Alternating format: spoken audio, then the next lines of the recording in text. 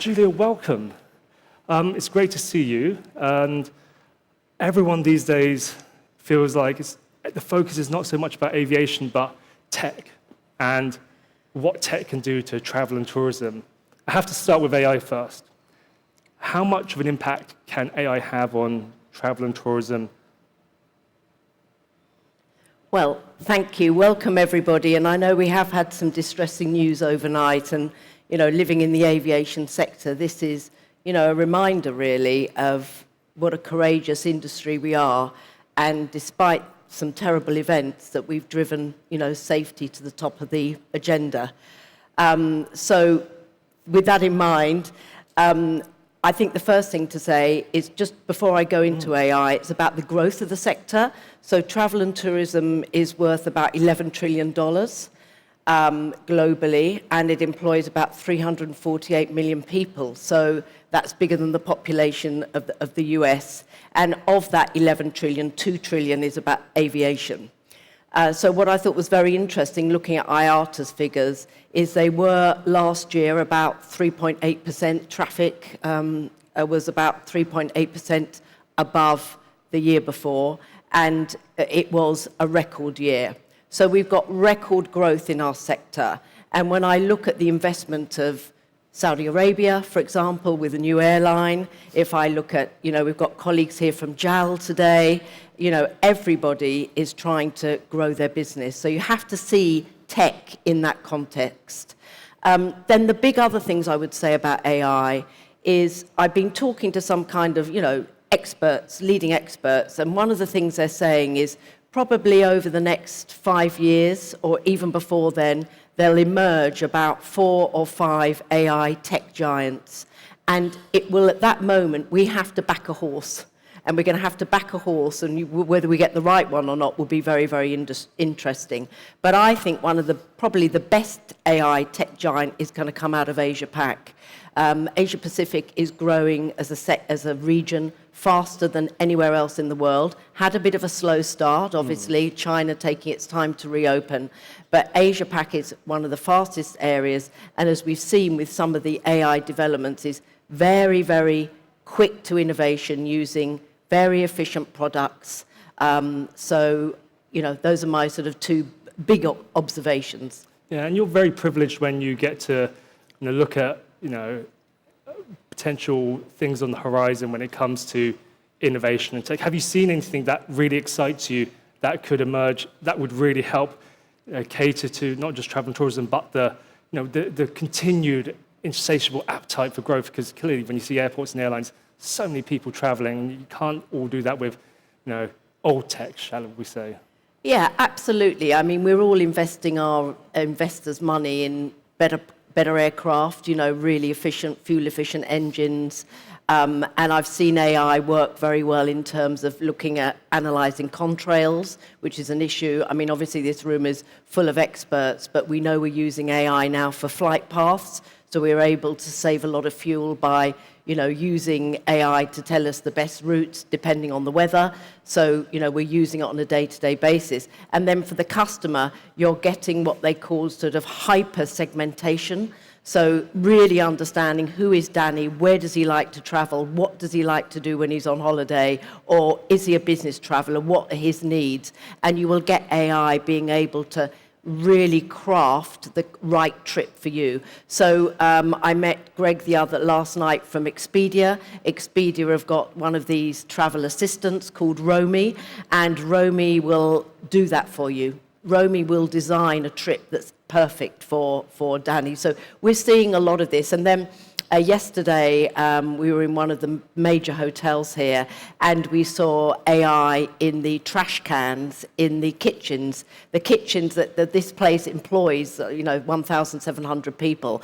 And, food waste is massive in our sector. We know it's an issue for aviation because of the regulations, and we all hate throwing away food. So AI will help us predict better food patterns to begin with, ordering food in the first place and pre-ordering.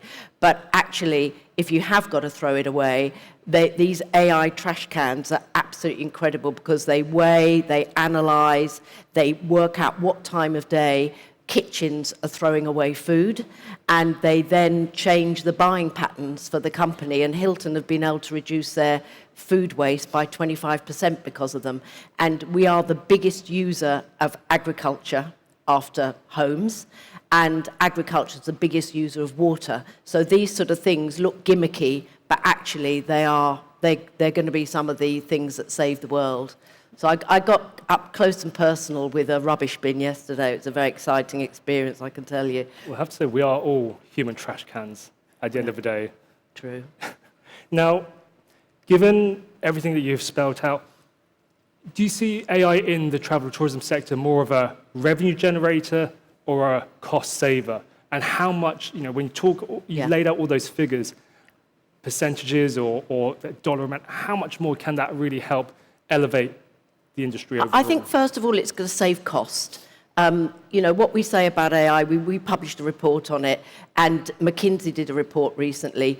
The two areas that are ripe for AI is travel and tourism and transport. And that's a polite way of saying we're behind the curve. As a sector, we're definitely behind the curve. That's number one. Number two, AI needs to happen from the CEO level. You can't just delegate it to your tech department. It really needs to be led from the top. And obviously you need to have the skills in-house, to be able to exploit it well. So I think, first of all, it's going to cut out cost, and it's going to remove all those repetitive... It already is. I mean, we're all using AI already, but it will take out a cost, and eventually it will improve the traveller experience.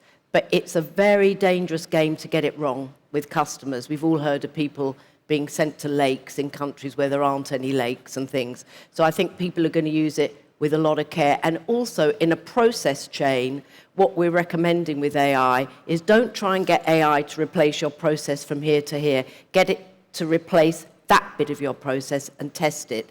And gradually it will be rolled out. Yeah. Yeah, I'm sure a lot of people on the floor will have AI use cases or innovations that they are willing to share later on. So it'll be really good to see what they have to share inside. Now, I want to move on, since we don't have all that much time on stage, to talk about sustainability equality. How much do you see there being an increase of a moral and ethical dividend in relation to ESG and being able to implant these kind of key measures into travel and tourism? The thing is with the environment, I always say I haven't got my phone with me, but you've got your phone. So that phone and that tech today is now producing more greenhouse gas emissions, not that particular phone, but all of them together. So all the big data centres, I just came back from Dublin. I was on a panel with Michael O'Leary, which is absolutely hilarious if anyone's had that experience. Definitely not drawing out a lot of hot air. Yeah, exactly. And, we were discussing, Dublin's got these big data centres. They want to have more data centres in Dublin, but they can't because they haven't got enough electricity to be able to do it. So, but we are still the poster boys and girls for environmental damage. Now, you mustn't shame one sector to compare against the other, but one thing is to really understand our data to be able to tell our story well. So travel and tourism, including aviation, actually was responsible for about 7.5% of greenhouse gas emissions last year. And that actually... in 2019. Last year, it had gone down to about 6.7%. So, but because we're a growth sector, we're still growing. We're still creating more greenhouse gas emissions. So it's really incumbent on us to try and find all the solutions. But the biggest contributor to greenhouse gas emissions in travel and tourism isn't international aviation, it's ground transport. And as someone said at a discussion I had yesterday, we should have sorted that yesterday because we can electrify, ground transport. So I think there are some real opportunities. And a fifth of all our greenhouse gas emissions in travel and tourism comes from electricity use. Again, something we could have sorted yesterday. So we need to be able, the hard to abate areas, we need to support. I went to Neste yesterday here, which is a Finnish company producing SAF, that's getting a lot of support from the Singaporean government. I've just been talking to my colleagues in JAL in Japan. The Japanese government is beginning to incentivize the production of SAF, and we just have to. It's my job to call on governments to support the aviation sector. We don't make jet fuel that goes into our engines. Someone else makes it. And we need higher levels of production. As you know, we've only got 0.5%. And critically lower costs as well, because that is the problem that we consistently hear from users is the high cost to pivot to SAF in particular. Now, there's some stats that the WTTC put out in November last year about two of the top 250 members within the WTTC, 53% have now got some kind of net zero action plan. Given what we see in terms of the kind of pushback against ESG, against green more broadly, particularly in the West and particularly in the US, is that figure as good as it's going to get? I think it needs to get a lot better, if I'm honest with you, and I think it will continue to get better. You do think? Yes, because we've got talent shortages everywhere. So, if you're just looking at gender diversity, we can't suddenly only have 50% of the pool that we're, and also in travel and tourism, we're the biggest, we're proportionally employ more women and young people than other sectors. And after COVID, it was the young people and the women that didn't come, they were most affected by it. It's taken time for them to come back. So I don't think we have a choice in terms of ESG. We're going to have to, it's the right thing to do, but it's also in terms of talent pools. And, I think we're going to need an extra, in Asia-Pac, an extra 64 million people to work in our sector, just in Asia-Pac, over the next 10 years. Well, they've got AI will pick up some of that, but, we need people and we need to be able to train good people in our sector. Well, that sounds like quite a tall task to find that many people, and it's great to see the level of demands that have come back, particularly since COVID, because just the services, the offerings, it makes travel so much better for everyone when everything is in good working order.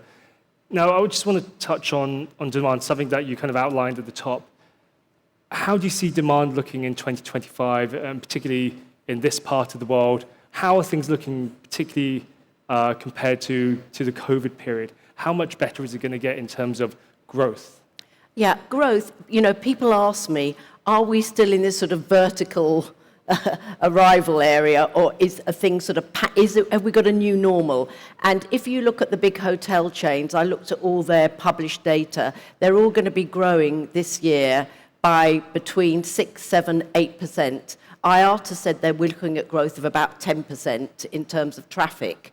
So it is what I would call it, we've normalized, but it's still a very, very strong growth period for us. And we say in travel and tourism, we're going to be growing at roughly double the rate of global GDP. So if global GDP is going to be around 2.3, 2.5%, we are going to be growing at, way over 4.7%, something like that, over the next 10 years. So it is a sector. I sat on a plane the other day with the banker, and I said, where are you going? And he said, I'm going to an aviation thing. I said, why? And he said, because I'm looking to invest money. I said, in what bit? He said, in tech. So, investors are seeing us, but as a really good place to invest in. But in terms of Asia-Pac, this is now the fastest growing. The Middle East has been the fastest. But now, because of the recovery, Asia-Pac is coming, along really, really fast. AirAsia Move are one of our new members, really interesting tech company in aviation. I would definitely look them up. Some really interesting. And the other thing that you're seeing, even though we're seeing nationalism, become more popular than, sort of globalization, and we're seeing that. But if you look at China and their visa policies, as you know, in Asia-Pac, they've actually modernized a lot of their visa policies, and we're seeing lots of Chinese traveling, to and from China. So China are being very, very smart. So I'm not too worried about the rhetoric, actually. And in the last few seconds we have on stage, how's the health of the corporate and leisure traveller overall? Everyone, especially airlines, they always look at the health of the corporates. Yeah, well, we all said business travel. I remember I was with Willie Walsh, and he said business travel won't come back to 2025. It actually came back last year, and it broke all records. I know you have to look at it region by region, but business travel is definitely back. I mean, look at us here today. And so it's doing very well. Alive and kicking, I would say. Well, on that very positive note, thank you so much indeed, Julia. Julia Simpson, thank you very much indeed. Round of applause, everyone.